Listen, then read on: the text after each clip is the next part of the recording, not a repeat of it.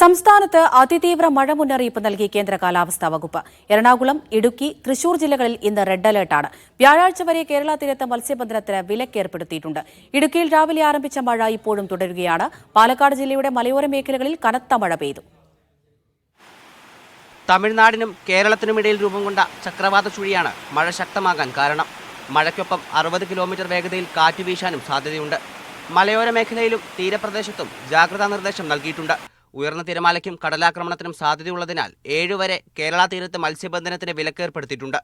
പത്തനംതിട്ട, ആലപ്പുഴ, കോട്ടയം, പാലക്കാട്, മലപ്പുറം ജില്ലകളിൽ ഓറഞ്ച് അലേർട്ടും മറ്റു ജില്ലകളിൽ യെല്ലോ അലേർട്ടുമാണ്. പാലക്കാട് ജില്ലയുടെ മലയോര മേഖലകളിൽ കനത്ത മഴ പെയ്തു.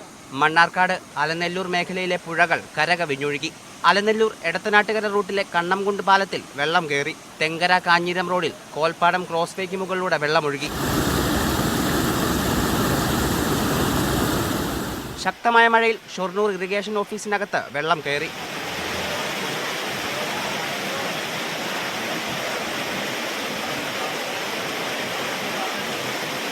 നെല്ലിയാമ്പതിയിലും ശക്തമായ മഴ പെയ്തു. ഇടുക്കിയിൽ രാവിലെ ആരംഭിച്ച മഴ ഇപ്പോഴും തുടരുകയാണ്. ജലനിരപ്പ് ഉയർന്നതിനെ തുടർന്ന് ജില്ലയിലെ ചെറുകിട ഡാമുകൾ തുറന്നിട്ടുണ്ട്.